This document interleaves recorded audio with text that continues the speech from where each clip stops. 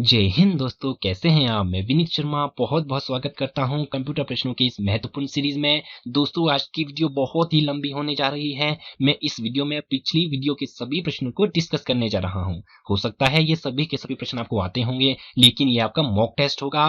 Revise हो जाएंगे आपके सभी के सभी प्रश्न। मैं चाह रहा था दोस्तों इस वीडियो को लाइव स्ट्रीम करके ले आऊं, लेकिन क्या करें दोस्तों, आपको अभी मालूम ही होगा यूट्यूब की जो पॉलिसी है वो 1000 सब्सक्राइबर की है। जब तक आके 1000 सब्सक्राइबर पूरे नहीं होते तब तक आप लाइव स्ट्रीम नहीं कर सकते। तो दोस्तों, आपका प्यार यूं ही बना रहेगा। बहुत जल्द मैं 1000 सब्सक्राइबर भी पूरे कर लूंगा, तो उसके बाद दोस्तों हम लाइव स्ट्रीमिंग भी कर लेंगे। तो दोस्तों चलिए शुरू करते हैं आज की वीडियो। दोस्तों, हमारा पहला प्रश्न है, कंप्यूटर के आविष्कारक कौन है? बताइए। Option A B C D आपके सामने है। पहले क्वेश्चन को आप सॉल्व करिए, क्वेश्चन आप पढ़िए, उसका आंसर दीजिए, फिर मैं भी आपको बताने जा रहा हूं। तो ऑप्शन सी बिल्कुल करेक्ट हो जाएगा, चार्ल्स बेबेज। कंप्यूटर का हिंदी नाम क्या है? तो ऑप्शन बी बिल्कुल करेक्ट हो जाएगा, संगणक आपका कंप्यूटर का हिंदी नाम है। नेक्स्ट क्वेश्चन है, सबसे पहला कंप्यूटर। ठीक है दोस्तों, आपको बताना है फर्स्ट कंप्यूटर का नाम। तो ऑप्शन बी इसका करेक्ट हो जाएगा, ENIAC है आपका फर्स्ट कंप्यूटर। नेक्स्ट क्वेश्चन है, यदि किसी कंप्यूटर में एक से अधिक प्रोसेसर होते हैं तो उसे किस रूप में जाना जाता है? तो ऑप्शन बी मल्टी प्रोसेसर इसका करेक्ट हो जाएगा। नेक्स्ट जो प्रश्न है, प्रश्न संख्या 5, आधुनिक कंप्यूटर मॉडर्न कंप्यूटर की खोज सर्वप्रथम कब हुई? तो ऑप्शन सी 1946 में हुई। नेक्स्ट प्रश्न है, प्रश्न संख्या 6, ब्लूटूथ का संस्थापक कौन है? Inventor of Bluetooth. Option A B C आपके सामने दिए गए हैं, तो है वो एडिसन। ऑप्शन ए इसका भी करेक्ट हो जाएगा। ठीक है फ्रेंड्स, नेक्स्ट प्रश्न की ओर चल पड़ते हैं, कंप्यूटर के क्षेत्र में महान क्रांति कब से आई? बताइए दोस्तों, कंप्यूटर के क्षेत्र में महान क्रांति कब से आई? तो 1960 से माना जाता है। तो ऑप्शन डी इसका करेक्ट हो जाएगा। नेक्स्ट प्रश्न है दोस्तों, प्रश्न संख्या 8, सीपीयू में कंट्रोल यूनिट सीयू जिसे बोला जाता है, मेमोरी और तीसरा कौन सा यूनिट होता है? ऑप्शन ए डिस्क यूनिट है, processor output arithmetic logic unit ALU। बहुत इंपॉर्टेंट है प्रश्न दोस्तों, अक्सर एग्जाम में पूछ लिया जाता है।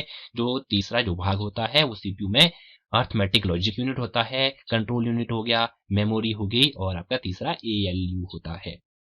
प्रश्न संख्या 9, गणना और तुलना के लिए कंप्यूटर के किस भाग का प्रयोग किया जाता है? बताइए दोस्तों, कंप्यूटर के किस भाग का प्रयोग किया जाता है? ALU। अभी अभी हमने डिस्कस की थी इसकी फुल फॉर्म। ALU की फुल फॉर्म होती है अर्थमेटिक लॉजिक यूनिट। प्रश्न संख्या 10, कंप्यूटर में अधिकांश प्रोसेसिंग किस में होती है? बताइए friends, option A B C D आपके सामने है, तो ऑप्शन सी इसका करेक्ट हो जाएगा, सीपीयू में अधिकांश प्रोसेसिंग होती है। प्रश्न संख्या 11, वैसे 11 होना चाहिए थे, चलिए दोस्तों 10 ही है। एक बाइट कितने बिट के बराबर होता है? ये जो क्वेश्चन है दोस्तों थोड़ा सा कंफ्यूज करने वाला प्रश्न है। एक बाइट और एक निबल। ठीक है दोस्तों, अगर आपके बाइट पूछा जाए तो एक बाइट में होते हैं आपके 8 बिट्स। ध्यान से पढ़िएगा, वेरी वेरी मोस्ट इंपॉर्टेंट प्रश्न है ये दोनों, अक्सर एग्जाम में आ जाते हैं। एक बाइट में होते हैं फ्रेंड्स आपके 8 बिट्स। यदि एक निबल की बात करें तो इसमें होते हैं आपके दोस्तों 4 बिट्स। ऑप्शन ए इसके लिए करेक्ट हो जाएगा, ऑप्शन बी इसके लिए करेक्ट हो जाएगा। तो चलते हैं नेक्स्ट प्रश्न की ओर दोस्तों। नेक्स्ट प्रश्न है, प्रश्न संख्या 12, 1 किलोबाइट में कितने बाइट होते हैं? ये जो आपकी यूनिट्स हैं इन्हें आप याद कर लीजिए, बहुत इंपॉर्टेंट रोल निभाएंगे आपके पेपर में, अक्सर पूछे जाएंगे, आ ही सकता है इनमें से क्वेश्चन। तो क्वेश्चन क्या पूछ रहा है? 1 किलोबाइट, केबी की बात हो रही है, तो 1024 बाइट। ऑप्शन ए इसका बिल्कुल करेक्ट हो जाएगा। दोस्तों, यहाँ जो ये किलोबाइट है इसमें आपको याद क्या रखना है, ये 1024। ठीक है दोस्तों, ये 1024 टर्म आप याद रखिए। 1024 की टर्म को आप याद रखेंगे तो इसके बाद यदि केबी की बात करें तो इससे छोटा यूनिट क्या होता है? एमबी होता है। ठीक है, बाइट होता है, सॉरी। केबी से छोटा यूनिट क्या होगा आपका? बाइट होगा। तो 1024 बाइट होंगे 1 किलोबाइट में। यदि केबी की बात करते हैं यहाँ पर, ठीक है, तो बाइट आ गया। यदि आपकी एमबी की बात करते हैं, 1 MB में कितने किलोबाइट होते हैं? तो एमबी से छोटा क्या होता है? किलोबाइट होता है। तो 1024 किलोबाइट की बात होनी थी। इसी तरह से अगर जीबी की बात करते हैं तो 1024 मेगाबाइट होता। तो उम्मीद करता हूं समझ गए होंगे। चलिए नेक्स्ट क्वेश्चन की ओर चल पड़ते हैं। नेक्स्ट क्वेश्चन है, देखो दोस्तों, 1 मेगाबाइट कितने के बराबर होता है? Option A B C D आपके सामने दिया गया है। तो जो आपका 1 MB है वो होता है आपका कितना? 1024 KB के बराबर। तो ऑप्शन ए इसका करेक्ट हो जाएगा। नेक्स्ट प्रश्न की ओर चल पड़ते हैं दोस्तों। 14, 1 गीगाबाइट। ये देखिए दोस्तों, सभी प्रश्न मैं डिस्कस कर चुका हूं पिछली वीडियोस में।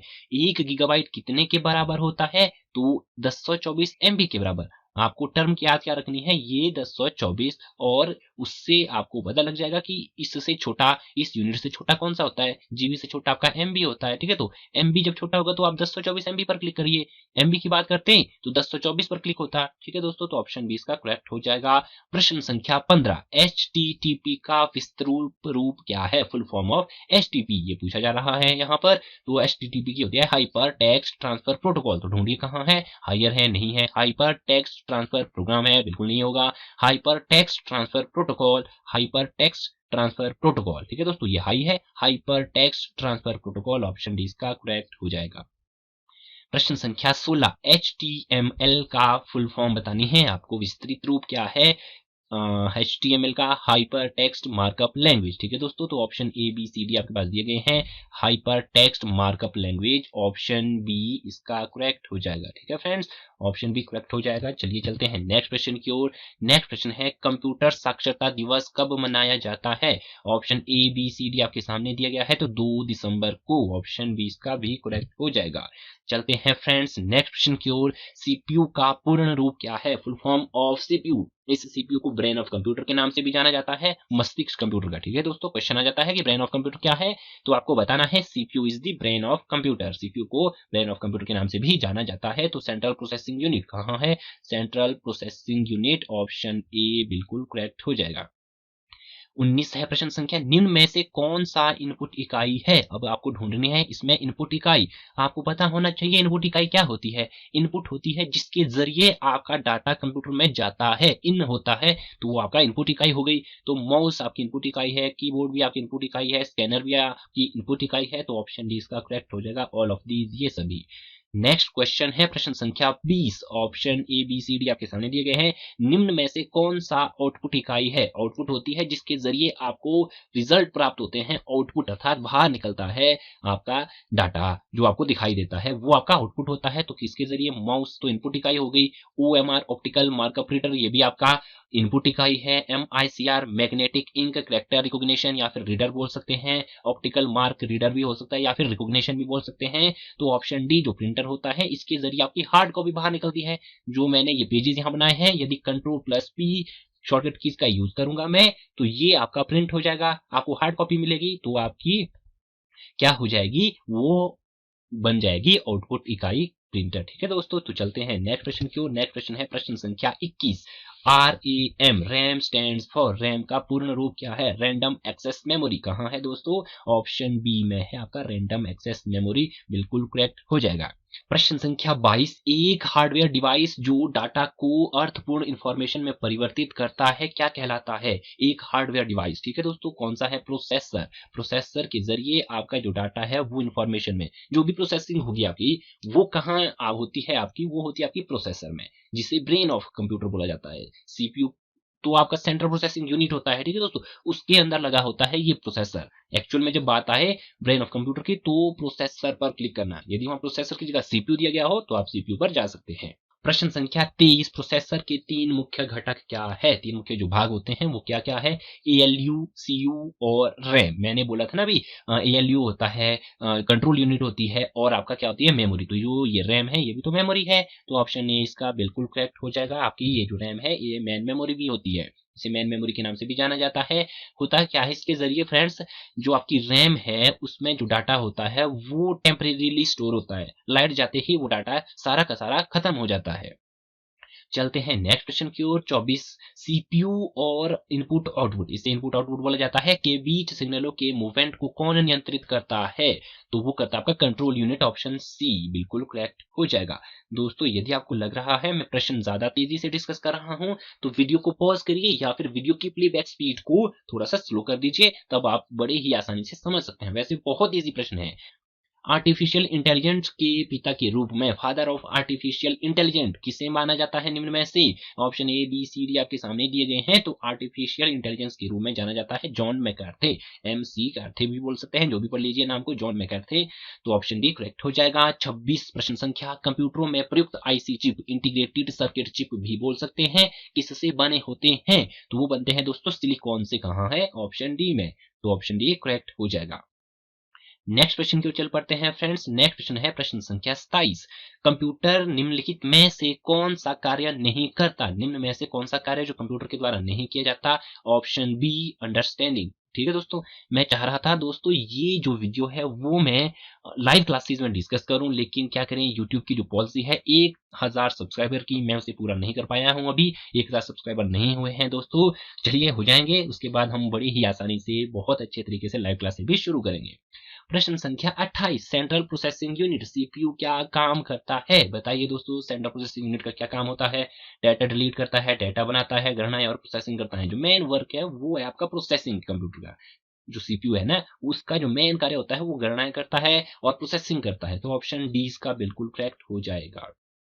माइक्रो प्रोसेसर जो कंप्यूटर का मस्तिष्क होता है, ये देखिए दोस्तों, ब्रेन ऑफ कंप्यूटर, आपका क्वेश्चन से ही प्रश्न डिस्कस हो रहे हैं। ठीक है दोस्तों, क्वेश्चन दिया गया है उसमें आपको आंसर मिल रहे हैं, उससे कहा जाता है सॉफ्टवेयर, माइक्रोचिप, मैक्रोचिप या फिर मेमोरी। तो उससे बोला जाता है दोस्तों माइक्रोचिप। मैंने अभी अभी बोला था कि जो मेन, यदि आपसे पूछा जाए कि ब्रेन ऑफ कंप्यूटर, ठीक है दोस्तों, यदि एक्चुअल की बात आए तो ब्रेन ऑफ कंप्यूटर क्या होता है? आपकी माइक्रोचिप। ठीक है दोस्तों, इस तरह की एक चिप होती है आपके कंप्यूटर में, इस तरह से उसमें बना होता है बीच में एक कोर। ठीक है दोस्तों, तो इस तरह की चिप, छोटी सी चिप होती है, लगभग इतनी सी भी छोटी होगी, वो आपके सीपीयू के अंदर डली हुई होती है, उसे बोला जाता है आपके द्वारा माइक्रोचिप। यही है ब्रेन ऑफ कंप्यूटर।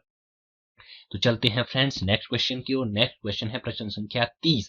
कंप्यूटर द्वारा प्रोड्यूस किया गया परिणाम है, जो कंप्यूटर के द्वारा प्रोड्यूस किया जाता है वो क्या होता है? मैंने अभी अभी डिस्कस किया था, उससे बोला जाता है आउटपुट। तो ऑप्शन सी इसका करेक्ट हो जाएगा। ठीक है फ्रेंड्स। प्रश्न संख्या 31। उपकरण जो डिजिटल सिग्नल को एनालॉग सिग्नल में परिवर्तित करता है क्या कहलाता है? बहुत इजी प्रश्न है दोस्तों, बहुत से भी बहुत इजी प्रश्न है। उसे बोला जाता है मॉडेम, MODEM। फुल फॉर्म क्या है इसकी दोस्तों? Modulator and demodulator. ठीक है दोस्तों, ये क्या करता है? एनालॉग सिग्नल को डिजिटल में और डिजिटल सिग्नल को एनालॉग सिग्नल में कन्वर्ट करता है। ये आपके कंप्यूटर और टेलीफोन लाइन के बीच में जुड़ा होता है। ठीक है दोस्तों, क्वेश्चन ये भी आ जाता है कि कहाँ जो टेलीफोन लाइन से आपका कौन सा डिवाइस जुड़ता है, तो वो है आपका मॉडेम। ऑप्शन सी उसमें करेक्ट हो जाएगा। जहां भी मॉडेम होगा, ऑप्शन बी में भी हो सकता है, ए में भी हो सकता है। 32। इनपुट का आउटपुट में रूपांतरण किया जाता है, इनपुट को आउटपुट में रूपांतरण, ठीक है दोस्तों, किसके द्वारा किया जाता है? वो करता है दोस्तों सीपीयू। मैंने जो बोला था, जो भी आपकी प्रोसेसिंग होगी वो कहाँ होगी? वो आपकी सीपीयू में ही होगी। तो जहां प्रोसेसिंग की बात आए वहां आप सीपीयू की ओर ही जाइएगा। ठीक है। 32। प्रश्न संख्या 33 को पढ़ते हैं। सीपीयू का मुख्य घटक है, कौन कौन सा है सीपीयू के मुख्य घटक? कंट्रोल यूनिट बिल्कुल है, मेमोरी भी होती है, आपका एएलयू अर्थमेटिक लॉजिक यूनिट भी होता है। तो ऑप्शन डी बिल्कुल करेक्ट हो जाएगा। ये सभी आपके सीपीयू के भाग है, महत्वपूर्ण भाग है। वैसे तो और चीजें भी होती है, लेकिन मेनली इन तीन टर्म को, ठीक है दोस्तों, एएलयू, सीयू और मेमोरी ही मानी जाती है। Full form of DNS, domain name system, कहाँ है? Domain name system option C में है, तो बिल्कुल करेक्ट हो जाएगा, डोमेन नेम सिस्टम। नेक्स्ट प्रश्न है 35। कंप्यूटर की क्षमता है, बहुत से भी बहुत महत्वपूर्ण प्रश्न है। कैपेसिटी ऑफ कंप्यूटर, निम्न, उच्च, सीमित, असीमित। तो वो है सीमित। ठीक है दोस्तों, एक कंप्यूटर की जो क्षमता होती है वो सीमित ही होती है। हो सकता है आपकी, जैसे फॉर एग्जांपल कंप्यूटर की स्पीड इतनी है, 2 गीगाहर्ट्ज है, 2.5 गीगाहर्ट्ज है, उसकी स्टोरेज करने की कैपेसिटी 1 टीबी हो सकती है, 500 जीबी हो सकती है, इस तरह से हो सकती है। तो लिमिटेड है ना, 1 जीबी किसी की क्षमता है स्टोर करने की, तो उसमें आप 4 जीबी डाटा स्टोर नहीं कर सकते। 1 जीबी से 1 एमबी डाटा भी आप स्टोर नहीं कर सकते उसमें ज्यादा। ठीक है दोस्तों, तो वो लिमिटेड हुई। तो ऑप्शन सी इसका करेक्ट हो जाएगा। ईडीपी का पूरा नाम क्या है? Electronic data processing. Option D में है, तो ऑप्शन डी की ओर चल पड़ते हैं फ्रेंड्स। इलेक्ट्रॉनिक डाटा प्रोसेसिंग, ये भी बहुत महत्वपूर्ण प्रश्न है। 37। कीबोर्ड में फंक्शन की संख्या कितनी होती है? ऑप्शन बी 12 होती है आपके फंक्शन की संख्या, जो आपका कीबोर्ड होता है F1 से लेके F12 तक। यूएसबी का पूरा नाम क्या है? Full form of USB, universal serial bus, universal serial bus. Option B में है, तो ऑप्शन बी में क्लिक करिए दोस्तों। चलते हैं नेक्स्ट प्रश्न की ओर। सर्वप्रथम पंच कार्ड का प्रयोग किसने किया? दोस्तों यहां पर आप ध्यान दीजिएगा, प्रथम प्रयोग किया पंच कार्ड किसने? जोसेफ मेरी ने। ठीक है दोस्तों, जोसेफ मेरी ने सर्वप्रथम पंच कार्ड का प्रयोग किया। यदि बात आए who discovered punch card, inventor है, तो वो है हरमैन हॉलरिच। ठीक है दोस्तों, इन्वेंटर की बात आए हरमैन हॉलरिच है, और प्रयोग करने की बात आए, यूज करने की बात आए, तो वो है जोसेफ मेरी। ऑप्शन है इसमें करेक्ट हो जाएगा। प्रश्न संख्या 40। भारत में विकसित परम कंप्यूटर किसके द्वारा विकास किया गया? ठीक है दोस्तों, किसने डेवलप किया आपका परम सुपर कंप्यूटर? ये आपका प्रथम सुपर कंप्यूटर है भारत का। ठीक है दोस्तों, तो वो किया किसने? सीडेक ने। ऑप्शन सी इसका करेक्ट हो जाएगा, सीडेक द्वारा। पहला कंप्यूटर किसके द्वारा बनाया गया था? पहला जो कंप्यूटर है, कंप्यूटर माउस, ठीक है दोस्तों, कंप्यूटर माउस की बात हो रही है, वो किसने बनाया? डगलस एंजलबर्ट ने। ऑप्शन बी इसका करेक्ट हो जाएगा, डगलस एंजलबर्ट ने आपका पहला कंप्यूटर माउस बनाया। प्रश्न संख्या 42, निम्नलिखित में से ऑप्टिकल मेमोरी है, बताइए दोस्तों कौन सी है optical memory? Cache memory, floppy disk, CD ROM, या फिर ऑप्शन डी इनमें से कोई नहीं। तो सीडी रोम है आपकी, कंट्रोल जेड द्वारा इसे वापिस ला लेता हूं, जो गलती हो गई थी, सीडी रोम ऑप्शन सी इसका करेक्ट हो जाएगा। इनमें से कौन सर्च इंजन नहीं है, बताइए फ्रेंड्स, निम्न में से कौन सा सर्च इंजन नहीं है? गूगल है, याहू, एज, ये सभी है। तो ऑप्शन डी इसका करेक्ट हो जाएगा, ये आपका वुलफॉर्म अल्फा आपका सर्च इंजन नहीं है। इनपुट का आउटपुट में रूपांतरण किसके द्वारा किया जाता है? अभी अभी हमने डिस्कस किया था, इनपुट का आउटपुट में रूपांतरण किसके द्वारा किया जाता है? सीपीयू के द्वारा, सेंट्रल प्रोसेसिंग यूनिट, ठीक है फ्रेंड्स, सेंट्रल प्रोसेसिंग यूनिट के द्वारा किया जाता है आपका इनपुट का आउटपुट में रूपांतरण। किस गेट को इन्वर्टर गेट भी कहा जाता है? Very very most important question है, किस गेट को इन्वर्टर गेट कहा जाता है? नॉट गेट, ऑप्शन सी इसका करेक्ट हो जाएगा। ठीक है दोस्तों, नॉट गेट आपका इन्वर्टर गेट भी होता है। ये गेट से जो क्वेश्चन है बहुत इंपॉर्टेंट है, हो सकता है यहाँ से एक दो क्वेश्चन जरूर बने, तो इस प्रश्नों को भी आप पढ़ करके जाइएगा। कंप्यूटर में जाने वाला डाटा को कहते हैं, कंप्यूटर में जाने वाला डाटा इनपुट कहलाता है। अभी अभी ये भी हमने डिस्कस किया था, क्वेश्चन रिपीट होंगे ही दोस्तों, यही क्वेश्चन आएंगे। 120 क्वेश्चन कहाँ से बनाएगा दोस्तों एक एग्जामिनर? तो जो क्वेश्चन है वो इजी भी आएंगे, लगभग 30 से 40 क्वेश्चन इस वीडियो से आने ही आने हैं दोस्तों, जो वीडियो में मैंने आपको आज तक कराई है। तो चलते हैं नेक्स्ट क्वेश्चन की ओर। नेक्स्ट क्वेश्चन है दोस्तों 47, क्रे 1 क्या है? तो क्रे 1 है ये आपका super computer, first super computer, जो मैं आपको वीडियो करा रहा हूं। आज तक आपने वीडियोस देखी, वहां से लगभग 30 से 40 क्वेश्चन इसके मिलते जुलते प्रश्न आएंगे। तो फ्रेंड्स वीडियो को ध्यानपूर्वक देखिए। चलते हैं नेक्स्ट क्वेश्चन की ओर। यूनिवैक 1 भी बोल सकते हैं इसे दोस्तों, ये क्या है? यूनिवैक 1 है ये फर्स्ट कमर्शियल कंप्यूटर है। कहाँ ऑप्शन है? ऑप्शन सी में, प्रथम व्यावसायिक कंप्यूटर है आपका यूनिवैक 1। ठीक है दोस्तों, इसकी फुल फॉर्म क्या है? कमेंट सेक्शन में जरूर बताइएगा। 49, एटीएम का विस्तृत रूप क्या है? Automatic teller machine. तो ऑप्शन ऑप्शन ऑप्शन डी में, ठीक है दोस्तों, ये है आपका ऑप्शन डी, बिल्कुल करेक्ट हो जाएगा। 50, एटीएम होता क्या है? अभी अभी हमने डिस्कस किया था, इसका पूरा नाम, फुल फॉर्म, क्वेश्चन ये भी आ सकता है, प्रश्न ये भी पूछ रहा है कि एटीएम होता क्या है? तो एटीएम होता है आपका बिना नकदी के, जो बिना स्टाफ के जो हमें नकदी प्राप्त होती है, जहां से हमें प्राप्त होता है कैश, वहां कोई स्टाफ तो नहीं होता ना, काउंटर तो नहीं लगा होता कि कैश गिनने के लिए। जो आपका एटीएम होता है वो ऑटोमेटिकली आपके पैसों को गिनता है, उन्हें काउंट करता है, फिर आपको कैश मिल जाता है जितना भी आपने एंटर किया हो। तो ऑप्शन ए बिल्कुल करेक्ट हो जाएगा। प्रश्न संख्या 51, एक इलेक्ट्रॉनिक डिवाइस जो डेटा को इंफॉर्मेशन में कन्वर्ट करता है। एक इलेक्ट्रॉनिक डिवाइस जो डेटा को इंफॉर्मेशन में कन्वर्ट करता है तो उसे बोला जाता है दोस्तों प्रोसेसर, ऑप्शन सी करेक्ट हो जाए। आईपी का पूर्ण रूप क्या है? Full form of IP, internet protocol, कहाँ है? ऑप्शन बी में, बिल्कुल करेक्ट हो जाएगा दोस्तों। आपको क्वेश्चन को ना ध्यान से पढ़ना है, जब आप एग्जाम में पेपर देने जाओगे तो क्वेश्चन को ध्यान से पढ़िएगा। ये नहीं करिएगा कि दोस्तों मुझे ये क्वेश्चन आता है और आंख बंद करके टिक कर लिया, क्वेश्चन को ध्यान से पढ़िएगा। प्रथम गणना यंत्र कौन सा है दोस्तों? प्रथम गणना यंत्र है आपका एबेकस। यहां भी देखिए दोस्तों कंफ्यूजन हो जाता है, यहां से क्वेश्चन क्या पूछ सकता है? एक क्वेश्चन आ सकता है यहां से, फर्स्ट कैलकुलेटिंग डिवाइस, वो है दोस्तों आपका एबेकस। ठीक है दोस्तों, एक आता है फर्स्ट मैकेनिकल कैलकुलेटिंग डिवाइस, तो वो है आपका पास्कल कैलकुलेटर। देखो दोस्तों कितना अंतर हो गया, क्वेश्चन तो यही है, फर्स्ट कैलकुलेटर की बात हो रही है, लेकिन एक छोटी सी उसमें क्या हो गया, एंट्री हो गई फर्स्ट इलेक्ट्रॉनिक, फर्स्ट आपका जो इलेक्ट्रॉनिक कैलकुलेटर डिवाइस है वो है आपका पास्कल कैलकुलेटर। ठीक है दोस्तों, तो उसमें पास्कल जाना है, यहाँ आपको एबेकस में ही जाना है। तो एबेकस का जो विकास हुआ था वो किस देश में हुआ है? चीन में हुआ है, ये भी प्रश्न पूछ लिया जाता है। किसने प्रथम मैकेनिकल कैलकुलेटर का निर्माण किया? ठीक है दोस्तों, मैकेनिकल कैलकुलेटर की बात आए, ठीक है दोस्तों, तो उसमें आपको पास्कल कैलकुलेटर में जाना है। तो प्रथम मैकेनिकल कैलकुलेटर का निर्माण किया आपका ब्लेज पास्कल ने। चलते हैं नेक्स्ट क्वेश्चन की ओर। नेक्स्ट क्वेश्चन है दोस्तों 55, IPv4 इंटरनेट प्रोटोकॉल वर्जन 4, ये फुल फॉर्म है इसकी, किस प्रारूप में है? तो कितने बिट होते हैं उसमें? ठीक है दोस्तों 32 बिट होते हैं आपके, उसमें होती है दोस्तों 4 ऑक्टेट। ठीक है, मैं थोड़ा सा आपको बता ही देता हूँ, इस तरह से आपके 4 ऑक्टेट होती है उसमें। ठीक है दोस्तों, कुछ आपकी नेटवर्क आईडी के लिए होते हैं, कुछ आपके होस्ट आईडी के लिए होते हैं, 1 2 3 1 4। ठीक है दोस्तों, कुछ आपके नेटवर्क आईडी के लिए होते हैं, कुछ आपके किस लिए होते हैं, कुछ आपके रिजर्व होते हैं आपके होस्ट और नेटवर्क आईडी के लिए। ये डिपेंड किस पर करता है कि कौन सा ऑक्टेट आपका नेटवर्क के लिए होगा या फिर कौन सा ऑक्टेट आपका होस्ट आईडी के लिए रिजर्व होगा। ये आपके क्लासेस पर डिपेंड करता है कि आपके आईपी एड्रेस किस क्लास का है, ए क्लास का है, क्लास बी का आईपी एड्रेस है, सी का है, इस तरह से सोन करके। ये भी बहुत इंपॉर्टेंट है, यहाँ से प्रश्न आ सकता है क्लास ए बी सी और डी से प्रश्न। ठीक है दोस्तों, इन्हें भी आप पढ़ करके जाइएगा, बहुत छोटे छोटे प्रश्न बनेंगे लेकिन बनेंगे जरूर। नेक्स्ट प्रश्न की ओर चल पड़ते हैं फ्रेंड। नेक्स्ट प्रश्न है आपका, किसने पंच कार्ड का आरंभ किया। ठीक है दोस्तों, ये देखिए दोस्तों, अभी अभी हमने डिस्कस किया था हु यूज पंच कार्ड। ठीक है दोस्तों, पंच कार्ड को फर्स्टली यूज किसने किया, तो वो थे आपके जोसेफ मैरी। लेकिन बनाया किसने, बनाया हिरमन हर्लिच ने। तो वो यहाँ ऑप्शन नहीं है, तो ऑप्शन डी इसमें करेंगे हम, इनमें से कोई नहीं है। ठीक है दोस्तों, इनमें से कोई नहीं है भाई जिसने आपका पंच कार्ड का निर्माण किया।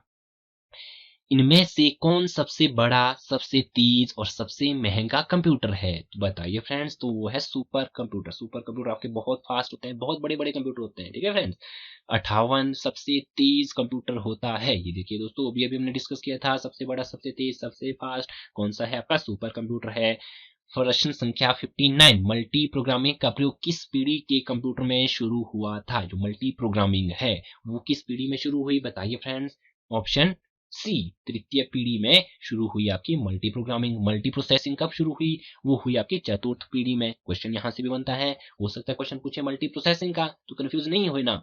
मल्टी प्रोग्रामिंग हुई थर्ड जनरेशन में, मल्टी प्रोसेसिंग की बात आए वो हुई आपकी चौथी जनरेशन में। तो यहाँ प्रश्न पूछ भी गया है, माइक्रो प्रोसेसर का प्रयोग किस पीढ़ी में शुरू हुआ, कंप्यूटर की किस पीढ़ी में शुरू हुआ था, तो वो थी आपकी चौथी पीढ़ी। ऑप्शन डी इसका करेक्ट हो जाएगा। विश्व का पहला सुपर कंप्यूटर कब बना, अब ये तो हमने डिस्कस किया था अभी अभी, कौन सा है विश्व का सबसे पहला सुपर कंप्यूटर, वो है आपका क्रे 1। ठीक है दोस्तों, क्रे 1। और बना कब, वो बना आपका 1976 में, 1976 में।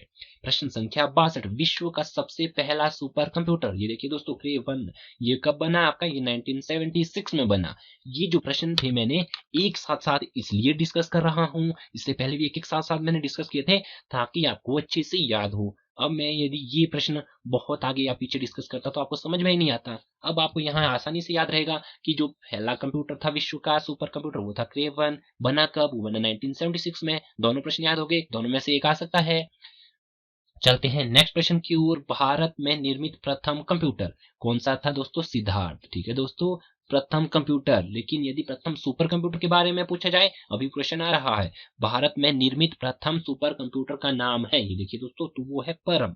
ठीक है फ्रेंड्स, यदि सिंपली कंप्यूटर की बात आए तो वो सिद्धार्थ था, यदि कंप्यूटर सुपर कंप्यूटर की बात करें तो वो था परम। नेक्स्ट प्रश्न है फ्रेंड्स, ARP का पूर्ण रूप क्या है, full form of ARP, address resolution protocol. Option A इसका करेक्ट हो जाएगा।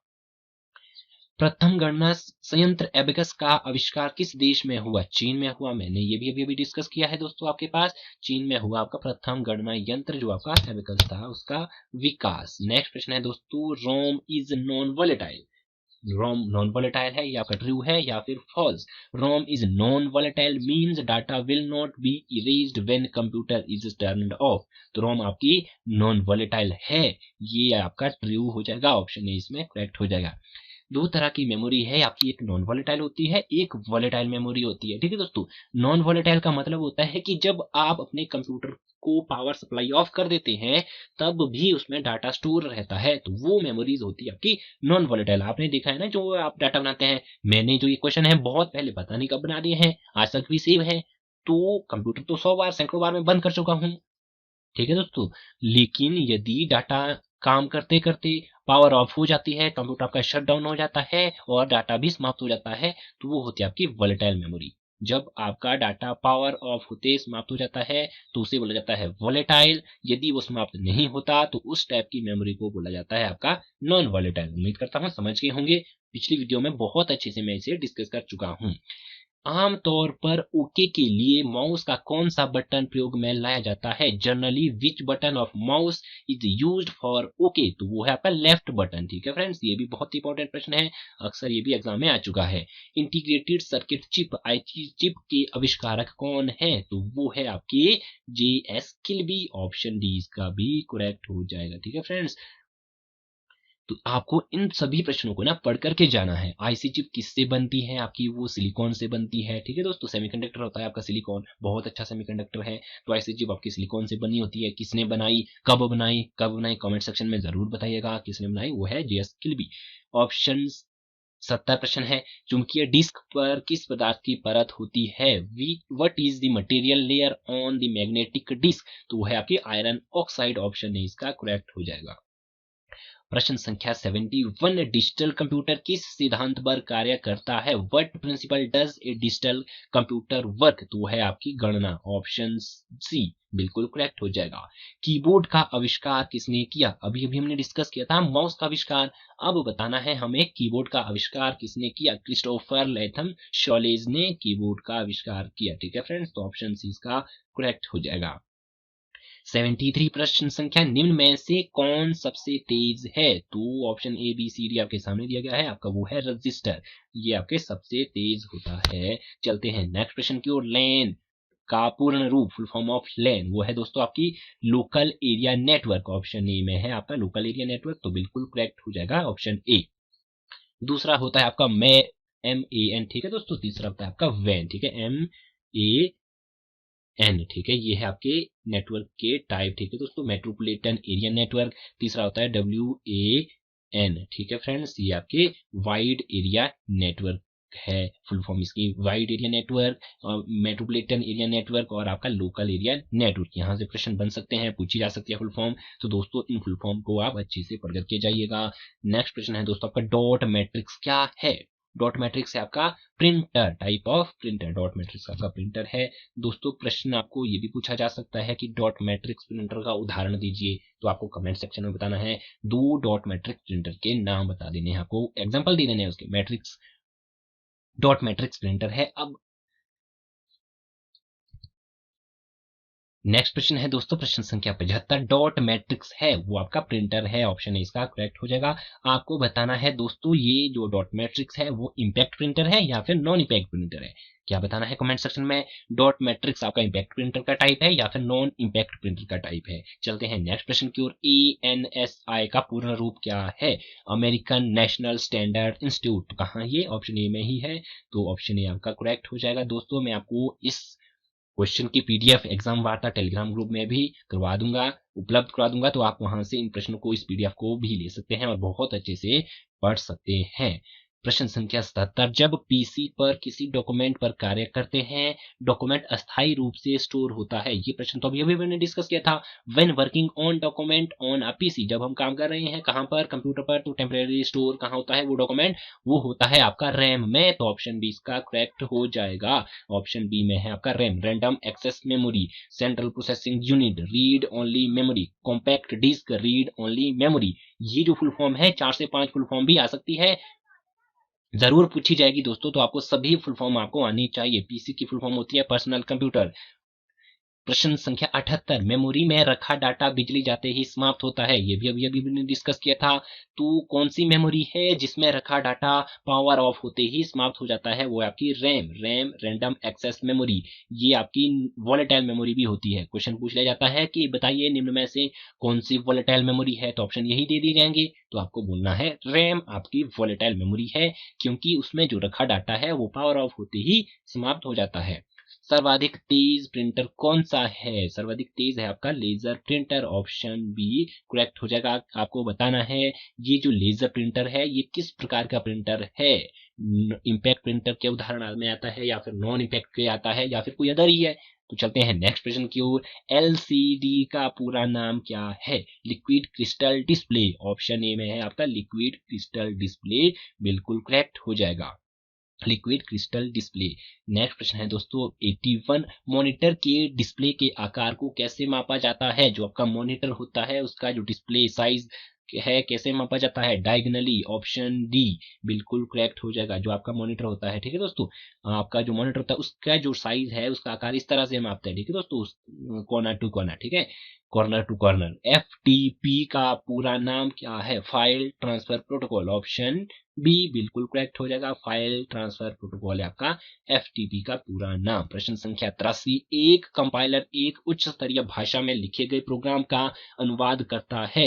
एक compiler translates a program written in high level language into, कौन सी लैंग्वेज में करता है? मशीन लैंग्वेज में। तो ऑप्शन ए इसका करेक्ट हो जाएगा।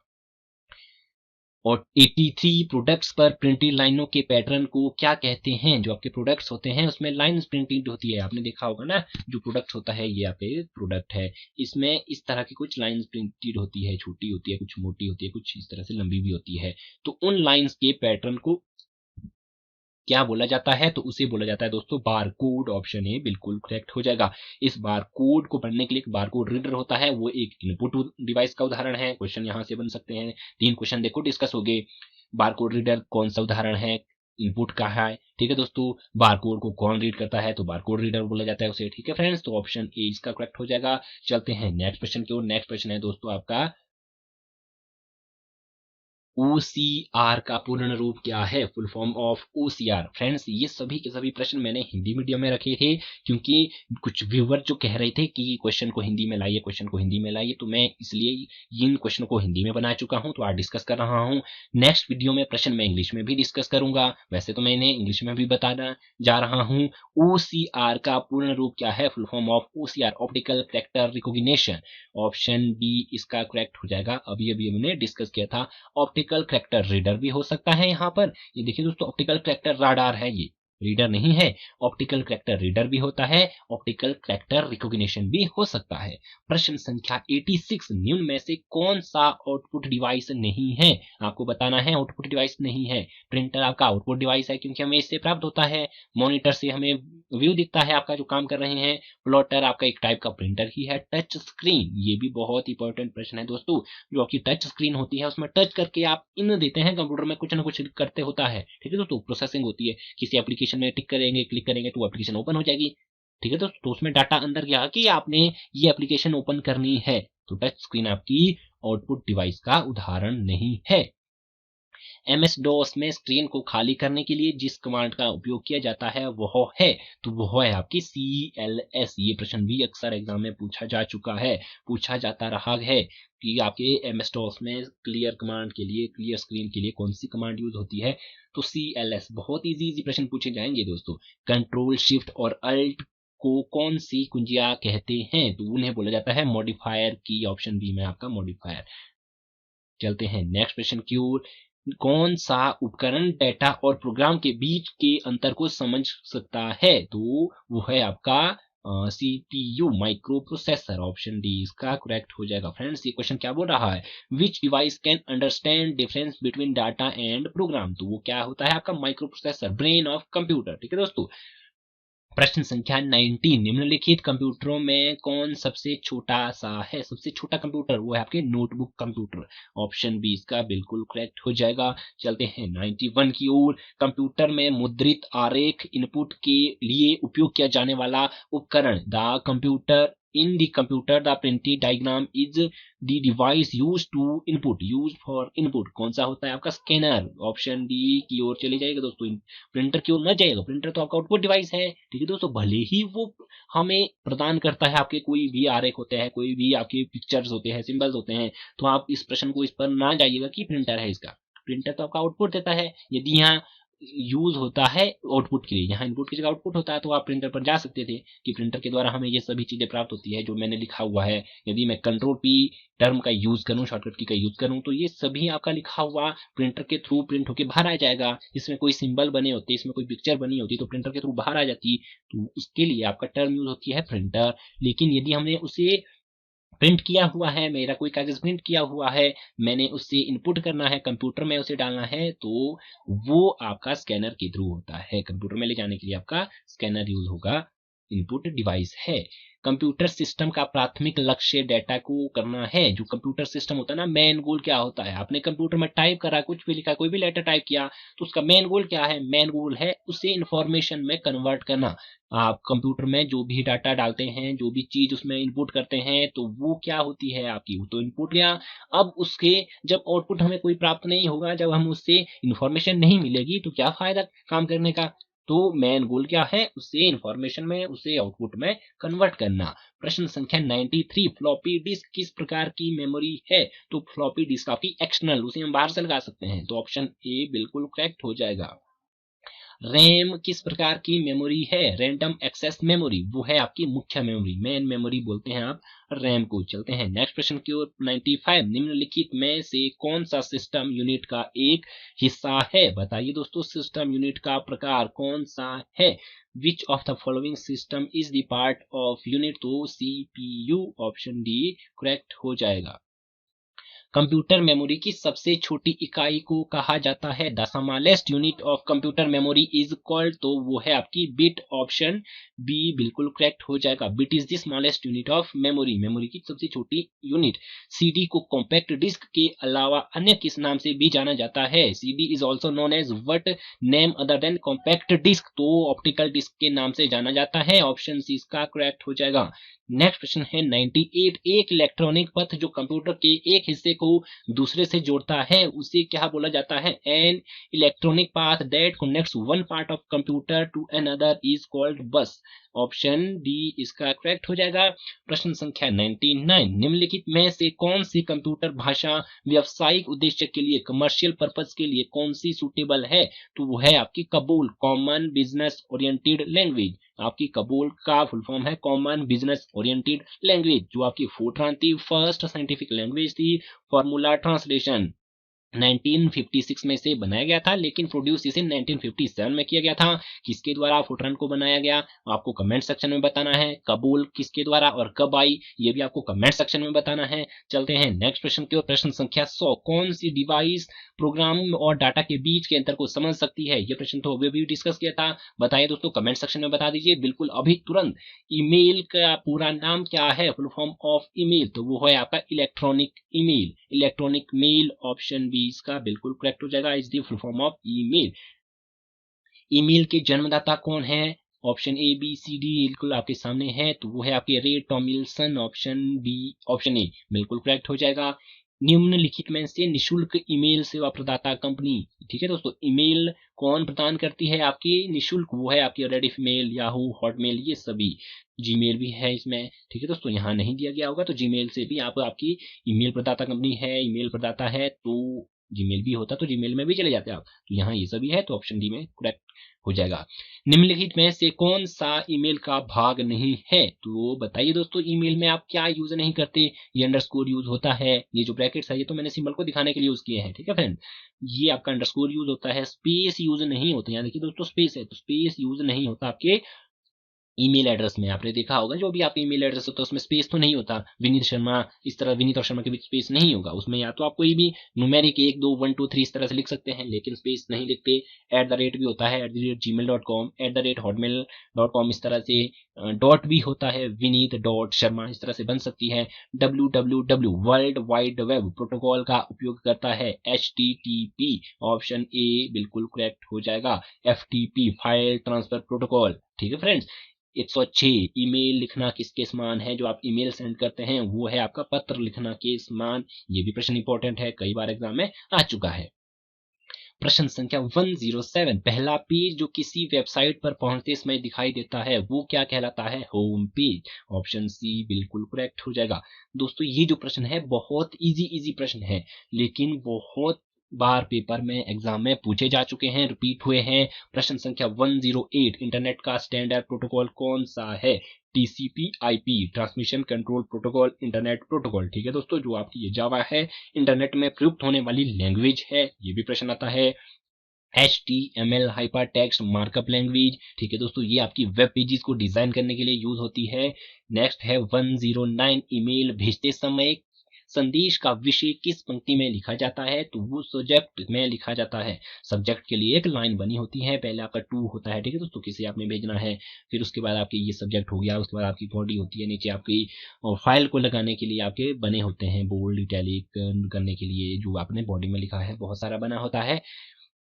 110 पीसी का पूरा नाम, पीसी का पूरा नाम है पर्सनल कंप्यूटर, ये भी फुल फॉर्म मैंने अभी अभी वीडियो में डिस्कस करी है, तो ऑप्शन बी में आप बिल्कुल आसानी से जा सकते हैं। Personal computer is the full form of PC. प्रश्न संख्या 111 किसी प्रोग्राम का चित्र के रूप में प्रदर्शन क्या कहलाता है?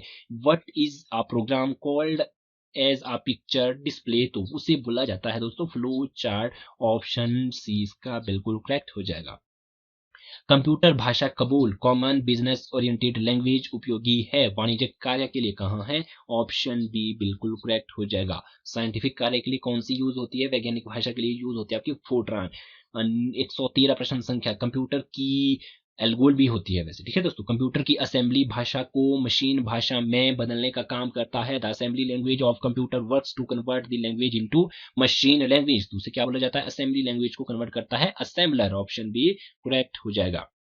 नेक्स्ट प्रश्न है आपका, कंप्यूटर की भाषा का उपयोग वाणिज्यिक कार्य के लिए कौन सी भाषा है जिसका उपयोग कमर्शियल पर्पस के लिए होता है? ये भी डिस्कस अभी अभी किया आपकी, वो है कबूल common business oriented language. Fortran है आपकी फॉर्मूला ट्रांसलेशन, बेसिक, पास्कल, ये सभी लैंग्वेजेस है आपके। क्वेश्चन कई बार ये भी आ सकता है कि बताइए निम्न में से कौन सी लैंग्वेज नहीं है, तो ये सभी दी गई होगी, तो आपको एक देखनी है कि कौन सी नहीं है। यहाँ तो ये सभी की सभी है। प्रश्न संख्या 115 कंप्यूटर में आईबीएम का पूरा नाम क्या है? इंटरनेशनल बिजनेस मशीन, तो ऑप्शन ए इसका बिल्कुल करेक्ट हो जाएगा। ये जो प्रश्न मैं आपको करा रहा हूँ, पढ़ा रहा हूँ, ये तो टिप्स में होने चाहिए आपको। प्रश्न पढ़ा, आंसर देखते ही दे सको आप, ठीक है दोस्तों, ऐसे होने चाहिए ये प्रश्न। नेक्स्ट है प्रश्न संख्या 116 इंटरनेट पर इस्तेमाल की जाने वाली भाषा है।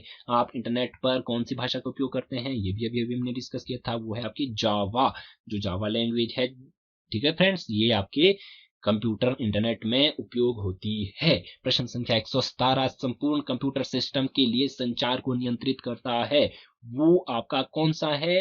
Who control communication for the entire computer system, तो मदरबोर्ड। ऑप्शन ए बिल्कुल करेक्ट हो जाएगा, जो आपका प्रोसेसर है, ठीक है दोस्तों, इसमें तो प्रोसेसिंग होती है, लेकिन ये भी इसके लिए जो भी आपका डाटा जाता है, जो भी आपकी पावर सप्लाई जाती है, वो किसके थ्रू जाती है? मदरबोर्ड में जो सर्किट्स लगे होते हैं, जो पोर्ट लगे होते हैं, उसके थ्रू आपकी जाती है, तो ऑप्शन ए इसका करेक्ट हो जाएगा। प्रश्न संख्या 18 डिस्क को पढ़ने के लिए प्रयोग की जाने वाला हार्डवेयर, तो उसे बोला जाता है डिस्क ड्राइव, कहाँ है? ऑप्शन सी बिल्कुल करेक्ट हो जाएगा, ठीक है फ्रेंड्स। प्रश्न को ना ध्यान से पढ़िएगा दोस्तों, ये जो प्रश्न है मैं आपको बार बार इसलिए बोल रहा हूँ कि क्वेश्चन ये आपको पेपर में जब आएंगे बहुत इजी लगेंगे, प्रश्न बहुत इजी लग रहे हैं, लेकिन यहाँ आप हो सकता है फ्लॉपी डिस्क की ओर चले जाते हैं। डिस्क ड्राइव और फ्लॉपी डिस्क लगभग सेम है, तो प्रश्न को ना इतना इजी मत समझिएगा कि इतना इजी भी पेपर आने वाला है, ठीक है दोस्तों, काफी अच्छे प्रश्न आएंगे, बहुत अच्छे अच्छे एग्जामिनर प्रश्न पूछेगा। प्रश्न संख्या 119 सीपीयू में गणितीय समीकरण कौन करता है? Perform mathematical equation for the CPU, तो है आपका एएलयू अर्थमेटिक लॉजिक यूनिट। प्रश्न संख्या 120 निम्नलिखित में से कौन सी कंप्यूटर भाषा है? वो है आपकी फोर्ट्रान फॉर्मूला ट्रांसलेशन, ये भी प्रश्न हमने डिस्कस करा है। प्रश्न संख्या 121 कंप्यूटर डेटा को स्टोर करने और गणना करने के लिए किस नंबर सिस्टम का उपयोग करते हैं? Computer use number system to store data and perform calculation, वो है आपकी बाइनरी नंबर सिस्टम, तो ऑप्शन सी का बिल्कुल करेक्ट हो जाएगा। 0 और 1 की भाषा होती है आपकी बाइनरी, ठीक है दोस्तों, बाइनरी नंबर सिस्टम आपका 0 और 1 की लैंग्वेज होती है, 0 और 1 का सिस्टम होता है। तो नेक्स्ट प्रश्न है आपका 122 विंडोज शटडाउन पॉपअप करने की शॉर्टकट कुंजी है, वो है आपकी alt plus F4। Control plus alt plus del भी होती है, वो आपकी रिस्टार्ट भी होती है, कई बार क्वेश्चन पूछ लिया जाता है कंप्यूटर को रिस्टार्ट करने की कुंजी क्या है, ठीक है दोस्तों, तो वो आपकी control plus alt plus del पर आप क्लिक करेंगे तो ये आपकी की है। 130 एक बाइट में कितने विकल्प होते हैं? How many option are there in 1 byte, तो वो होते हैं आपके 8 विकल्प। क्यों? क्योंकि आपकी एक जो बाइट होता है उसमें क्या होते हैं, 8 बिट्स से मिलकर बनता है आपका एक बाइट। या तो उसमें 0000 होंगे 8 बार, या फिर उसमें 1111 होंगे 8 बार, या फिर उसमें आपका 0101 करके 8 बार होंगे। ठीक है दोस्तों, 16 की ओर मत जाइएगा, क्यों? क्योंकि आपकी एक बिट में आपके विकल्प होते हैं 0 और 1, लेकिन एक बिट में एट अ टाइम आपका एक ही विकल्प आएगा, या तो 0 आएगा या फिर 1 आएगा। तो इस तरह से 8 बिट में 8 ही होंगे, या 8 बार 0 होगा या 8 बार 1 होगा। तो ऑप्शन सी इसका बिल्कुल करेक्ट हो जाएगा। प्रश्न संख्या 124 क्या बोल रहा है हमसे दोस्तों? प्रश्न संख्या, बाइनरी नंबर प्रणाली में कितने अंक होते हैं? बाइनरी नंबर प्रणाली में होते हैं आपके 2 अंक। कौन कौन से होते हैं? 0 और 1। प्रश्न संख्या 125, वेब पेज का एक वर्ड जिसे क्लिक करने पर दूसरा डॉक्यूमेंट खुलता है, उसे क्या कहते हैं? उसे बोला जाता है दोस्तों हाइपरलिंक। हाइपरलिंक के थ्रू आपका खुलता है, यदि आप क्लिक करेंगे, ठीक है दोस्तों, तो उससे बोला जाता है हाइपरलिंक। ऑप्शन डी करेक्ट हो जाएगा। कंप्यूटर में किसी शब्द की लंबाई किस में मापते हैं? What does the length of a word measure in a computer? तो वो है आपकी बिट में। ऑप्शन बी बिल्कुल करेक्ट हो जाएगा, BIT। ठीक है फ्रेंड्स। 127, एसेसरी जिस स्थान पर सिस्टम यूनिट से जुड़े होते हैं उसे क्या कहा जाता है? What are the accessories where this system connects to the unit? उसे बोला जाता है आपका पोर्ट। ठीक है दोस्तों, पोर्ट के थ्रू जुड़े होते हैं आपके। प्रश्न संख्या 128, डायरेक्टरी में डायरेक्टरी को क्या कहते हैं? डायरेक्टरी इन डायरेक्टरी क्या कहा जाता है? उसे बोला जाता है आपका सब डायरेक्टरी। ऑप्शन डी इसका बिल्कुल करेक्ट हो जाएगा। प्रश्न संख्या 129, लॉजिक गेट है, ये होते हैं आपके टाइप ऑफ सर्किट्स। तो ऑप्शन सी में है आपका एक प्रकार का सर्किट है, तो ऑप्शन सी इसका करेक्ट हो जाएगा। प्रश्न संख्या 130, कंप्यूटर पर इंफॉर्मेशन किस रूप में स्टोर होती है? तो होती है आपकी डिजिटल फॉर्म में, तो ऑप्शन ए इसका करेक्ट हो जाएगा। प्रश्न संख्या 131, प्रोग्राम में त्रुटि जिसे गलत परिणाम उत्पन्न होते हैं उसे क्या कहा जाता है? An error in a program that produce incorrect result is called. तो उसे बोला जाता है आपका लॉजिकल एरर।